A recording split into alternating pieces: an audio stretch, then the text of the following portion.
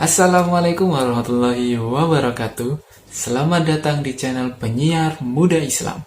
Saya di sini dalam 7 menit ke depan akan membagikan konten mengenai etika jurnalistik menurut perspektif Al-Quran. Penasaran kayak gimana? Simak videonya. Jurnalistik bisa kita artikan sebagai kegiatan mencari, mengolah, dan menyajikan berita. Singkatnya seperti itu. Adapun jurnalis adalah orang yang melakukan kegiatan-kegiatan jurnalistik. Dalam prosesnya, kegiatan jurnalistik ini membutuhkan media yang sering disebut dengan pers.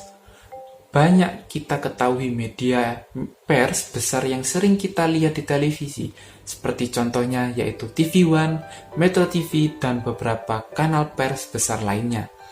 Di tingkat mahasiswa, kita bisa mengetahui ada lembaga pers mahasiswa yang bisa disebut LPM.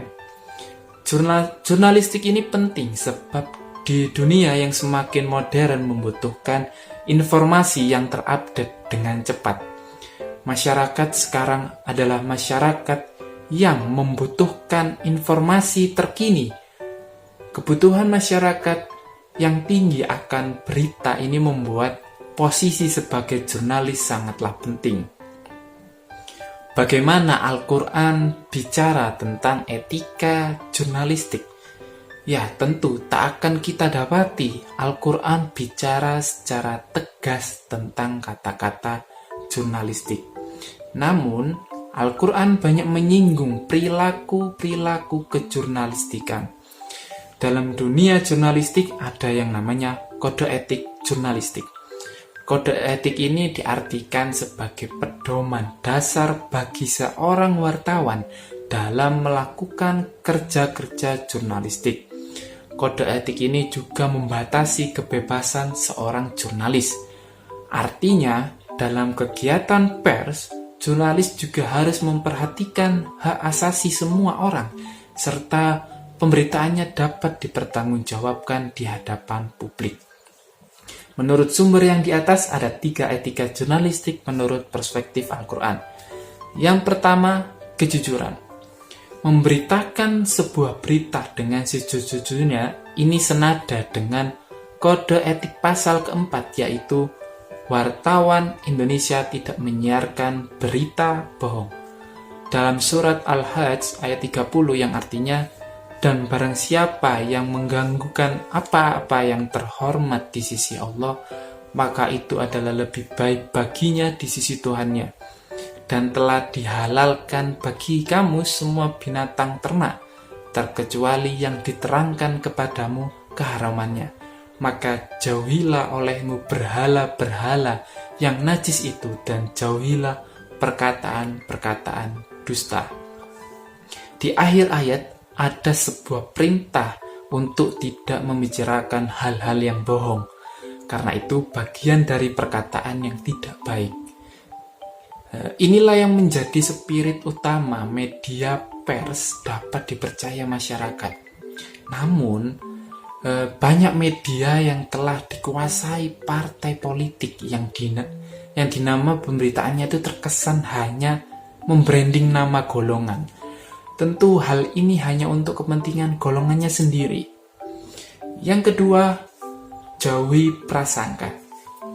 Tidak memberitakan hal-hal yang masih menjadi prasangka. Ini relevan dengan kode etik pasal ketiga, yaitu tidak memberitakan berita dengan asas praduga. Dalam surat Al-Hujurat ayat 12 yang artinya, hai orang-orang yang beriman, jauhilah kebanyakan dari prasangka. Sesungguhnya, sebagian prasangka itu adalah dosa, dan janganlah kamu mencari-cari kesalahan orang lain, dan janganlah sebagian kamu menggunjing sebagian yang lain. Sukakah salah seorang di antara kamu memakan daging saudaranya yang sudah mati?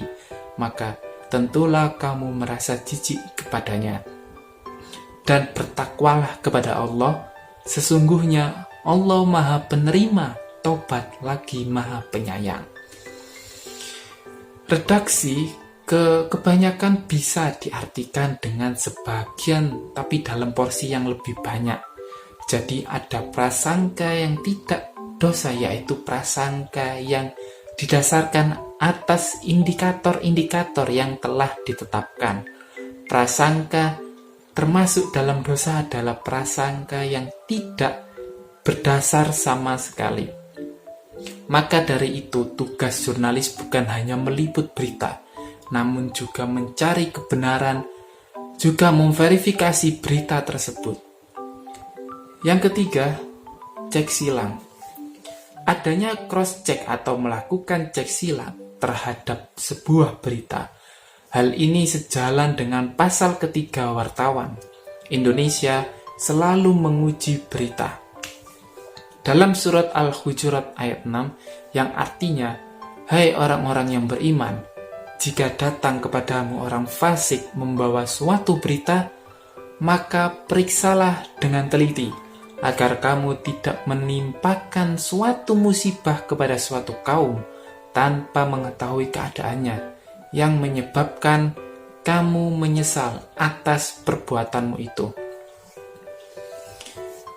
Dalam ayat ini bukan saja memerintahkan kepada para jurnalis, akan tetapi kepada seluruh manusia. Ayat ini mengajarkan segala tugas untuk disiplin, meneliti terlebih dahulu, apalagi berita seakan-akan meluber dari segala penjuru yang membuat kita kebanjiran informasi. Perlu ada filter untuk menghadapi kondisi yang demikian, dan Al-Quranlah telah memberikan kisi-kisinya.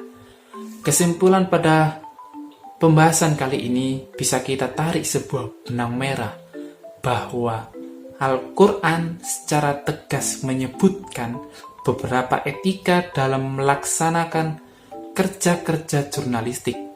Tentu ini menjadi sebuah pandangan baru, karena bukan saja akan melanggar hukum negara, tapi orang yang tidak mentaati kode etik jurnalistik berarti ia telah mengingkari Al-Quran.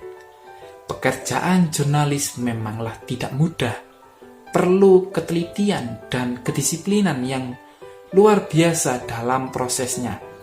Sedikit saja kesalahan dapat berakibatkan fatal. Saya teringat sebuah kutipan dari seorang jurnalis ternama dari Barat. Dua hal yang mampu menerangi matahari di langit dan pers di bumi ini, mungkin yang menjadi satu dari banyaknya motivasi yang ada di benak para jurnalis, bahwa kerja jurnalis adalah untuk kepentingan umum, bukan golongan. Sekian yang bisa saya sampaikan, kurang lebihnya mohon maaf. Saya pamit undur diri. Wassalamualaikum warahmatullahi wabarakatuh.